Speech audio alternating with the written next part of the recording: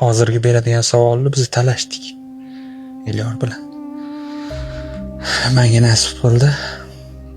Payg'ambarimiz sollallohu alayhi vasallam oldingizda bo'lib qolsalar nima derdingiz?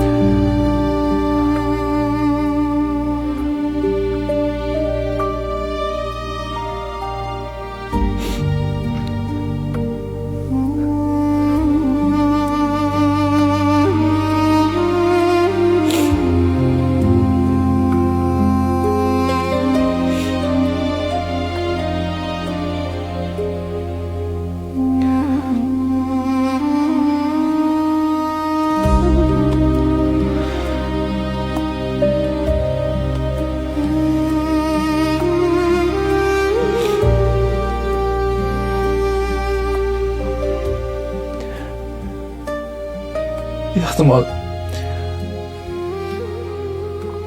ma'dur deyishim ham shart emasdir. Ko'zimdan hammasini anglab yetardilar. Ko'zimga qarab turib hamma narsani bilib olardilar. Hattoki ko'zimga qarashlari ham shart emas.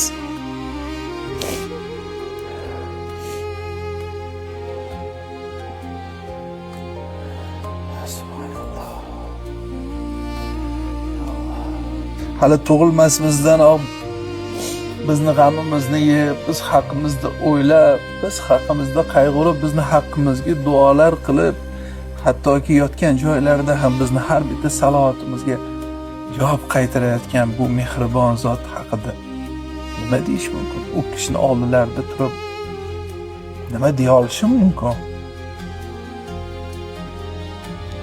Tasavvur qiling, subhanalloh. Hali yuragim dosh bera olsa katta gap. Chunki bu yerda ko'p hislar yonma-yon keladi-da. Xursandchilik, baxt, sevinch bilan bir qatorda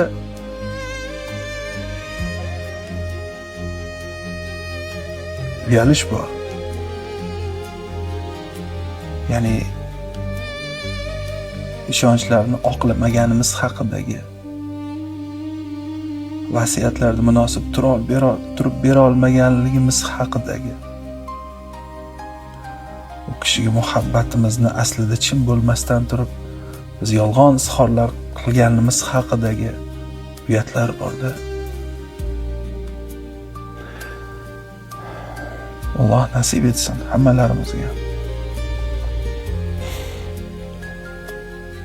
Mashaalloh, shunday insonni bizga ustoz qilib bergan Allohga hamd bo'lsin.